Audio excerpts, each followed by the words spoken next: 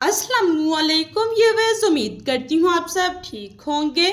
शुरू करती हूँ अल्लाह के नाम से जो नहायत रहम करने वाला है। मेरा आज का टॉपिक है हज़रत सालेह अलैहिस्सलाम की कौम का वाक़या। हज़रत सालेह अलैहिस्सलाम और कौम समूद का तारुफ बताती चलूँ कि वो किस नस्ल से थे। हज़रत सालेह अलैहिस्सलाम का ताल्लुक़ हज़रत नूह अलैहिस्सलाम की नस्ल से था। आप अलैहिस्सलाम अरब के एक मशहूर कबीले समूद में से थे। कौम समूद का आगाज़ कौम आद के इन लोगों से हुआ जो हज़रत हूद अलैहिस्सलाम पर ईमान लाए थे और जिन्हें अल्लाह ने आंधी के अजाब से बचा लिया था। कौम समूद को आदे सानी भी कहते हैं।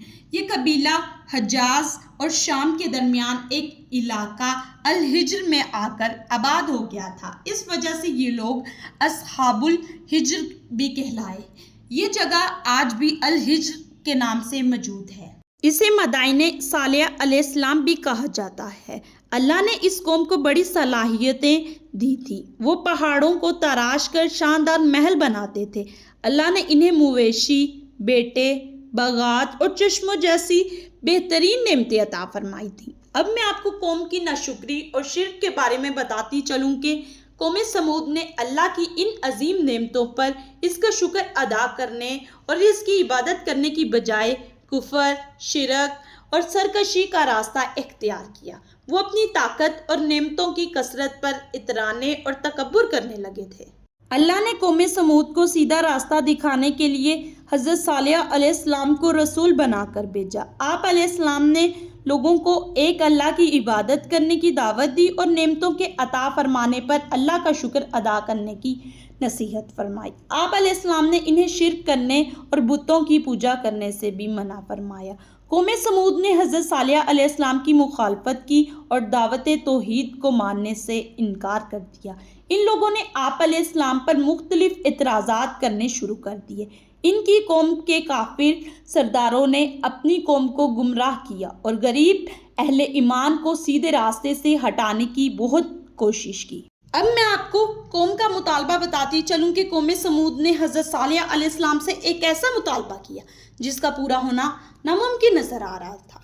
हज़रत सालेह अलैहिस्सलाम से कहने लगे कि अगर तुम अल्लाह के सच्चे रसूल हो तो कोई निशानी लेकर आओ। इनका मुतालबा ये था कि इनकी आंखों के सामने पहाड़ से एक जिंदा ऊँटनी निकले जो बच्चा पैदा करे, तब वो हज़रत सालेह अलैहिस्सलाम को अल्लाह का रसूल मानेंगे।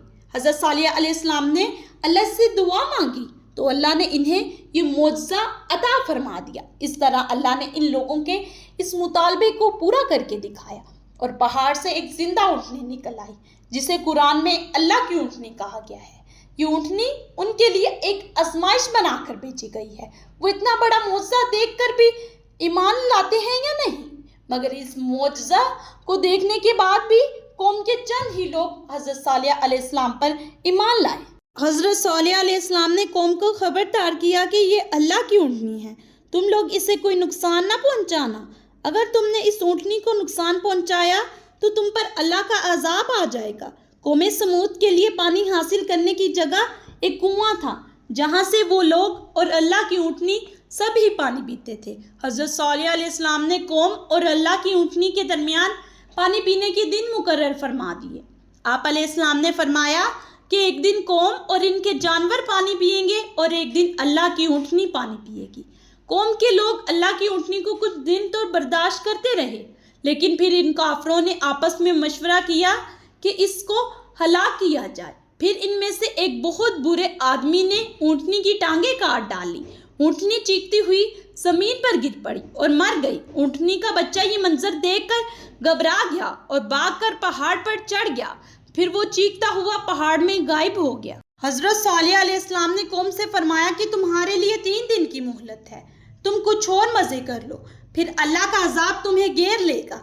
3 दिन बाद अल्लाह का अजाब एक बहुत तेज आवाज़ और जल्जले की सूरत में आया जिसने तमाम काफिरों को हलाक कर दिया। अपनी ताकत पर इतराने और गरूर करने वाले ये लोग अपने घरों में इंतहाई बेबसी की हालत में मुर्दा पड़े रह गए। कौम समूद के वो खूबसूरत घर और आलीशान महल जिन पर इन्हें बहुत ज़्यादा नाज और घमंड था, अल्लाह के अजाब से खंडरात और वीराने बन गए, गोया कोई इनमें रहा ही न हो। कौम समूद की इमारतों के खंडरात अल हिज्र के علاقے میں ہزاروں ایکڑ کے رقبے پر آج بھی موجود ہیں، جو لوگوں کے لیے عبرت کا نشان ہے۔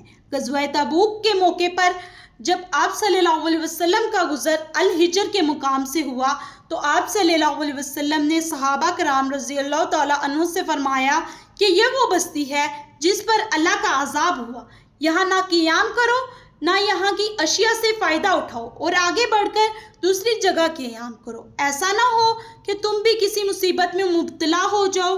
اللہ نے اپنی خاص رحمت اور فضل سے حضرت صالح علیہ السلام اور ان کے ساتھ تمام اہل ایمان کو اس عذاب سے بچا لیا۔